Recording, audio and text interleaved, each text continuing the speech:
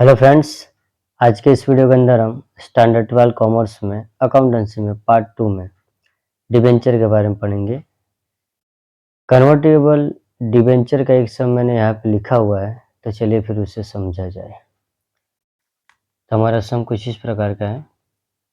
As on 1 April 2014 Ravindra copper limited issued 12.5% convertible debentures of rupees 400 each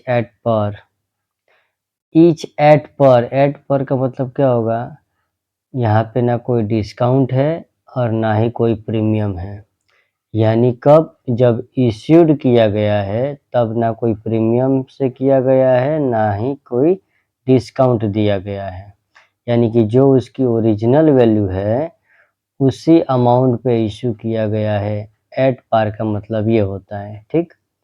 as per the terms of issue of debentures, all the debenture will be converted, देखिएगा, converted into equity share of ₹10, right, ₹10। यानी कि सारे के सारे debentures को किस में convert कर दिया गया? तो इक्विटी शेयर में। और उसकी फेस वैल्यू कितनी रखी गई? तो ₹10 प्रति शेयर, यानी कि एक शेयर का ₹10।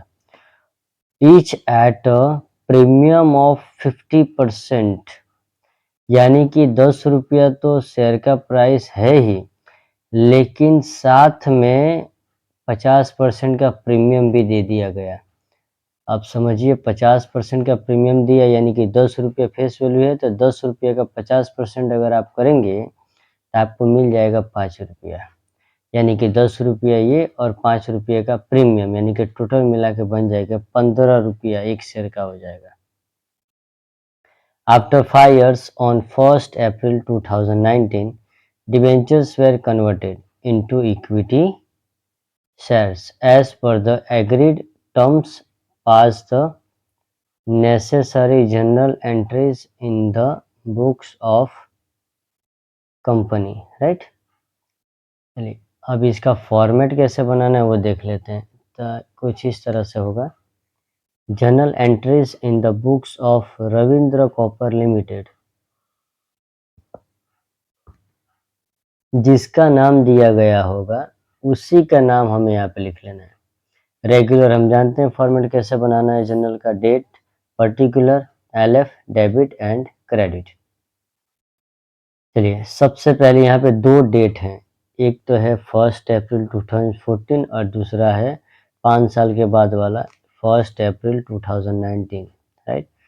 पहले दो जनरल के अंदर ये वाली डेट यूज करेंगे और बाकी के दो जो बचेंगे 3 और 4 नंबर पे हैं उनमें 1 अप्रैल 2019 का यूज होगा। ओके,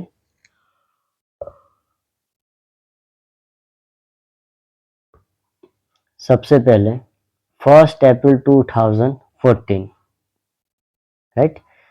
जनरल होगी हमारी bank account debit to debenture application and allotment account credit, right. अब इसके अंदर अमाउंट कैसे लिखना है? तो नंबर ऑफ डिबेंचर कितने हमारे पास? तो 12,000। और एप्लीकेशन के टाइम पर कितना रुपया मिला है? 400 रुपये प्रति डिबेंचर के हिसाब से। यानी कि हमें अमाउंट कैसे मिलेगी? तो 12,000 डिबेंचर मल्टीप्लाई बाय एक डिबेंचर का वैल्यू है 400, तो आंसर आ जाएगा आपका 48 लाख, राइट। तो वही हमें अमाउंट यहाँ पे लिख देनी है 48 लाख दोनों में। अब देखिए सेकंड जनरल 1 अप्रैल 2014, जो यहाँ पे क्रेडिट हुआ है उसी को हमें यहाँ पे डेबिट कर देना। Debenture application and allotment account debit to कितने परसेंट का डिबेंचर है? तो 12.5% का, राइट। ये रहा 12.5%, तो to 12.5% debenture account credit. Amount कितना? जो 48 लाख रुपए है उसी को हमें डिट्टो कॉपी कर देना है, राइट। चलिए, अब होगा कन्वर्टेबल का, यानी कि 1 अप्रैल 2019 का। तो पहला यानी कि तीसरा नंबर वाला कन्वर्टेबल के बारे में। तो 1 अप्रैल 2019 में देखा जाए तो जो यहाँ पे जनरल क्रेडिट हुई है उसी को हम यहाँ पे डेबिट करेंगे। 12.5% debenture account debit to debenture holder account credit. Convert करना है तो सबसे पहले हमको डिवेंचर होल्डर के नाम पे लेके जाना पड़ेगा, राइट, डिवेंचर होल्डर अकाउंट पे। टोटल अमाउंट कितनी है? 48 lakhs। देन लास्ट 1 अप्रैल 2019 जो क्रेडिट हुआ है उसी को डेबिट कर देना है। Debenture holder account debit to equity share capital account credit to securities premium reserve account credit. Amount 48 lakhs। अब बात आती है सर जी यहाँ पे जो 32 लाख और 16 लाख जो लिखा गया है वो अमाउंट आया कैसे? चलिए उसको समझते हैं। तो उसका कैलकुलेशन हमें इस तरह से करना है। सबसे पहले 48 लाख के डिवेंचर का कितने इक्विटी शेयर हमको प्राप्त हुए यानी कि मिले, हासिल हुए। तो number of equity share is equal to, आपको लिखना है टोटल अमाउंट क्या है डिवेंचर का 48 lakhs है, और डिवाइड में 15 रुपया आया कैसे? तो 1 इक्विटी शेयर प्राइस यानी कि ईच इक्विटी शेयर प्राइस 10 रुपया है फेस वैल्यू, और 50% का प्रीमियम लगा है तो प्रीमियम होता है प्लस, तो 10 रुपये जो वैल्यू है उसी का 10 रुपये का 50%, ये 10 कॉपी हो गया, 10 का 50% करो आप 5 रुपये मिलेगा। इन दोनों का आप टोटल कर दो तो मिल जाएगा 15 रुपये। तो हम यहाँ पे जो हमारा आंसर आया डिवेंचर का 48 lakhs वो लिखेंगे, डिवाइड में ये वाला 15 लिख देंगे। तो अब आप 48 lakhs डिवाइड बाई 15 करोगे तो आपको हासिल होगा 3,20,000। ये अमाउंट नहीं है, ये कोई वैल्यू नहीं है, ये है number of equity share, right. ये क्या है?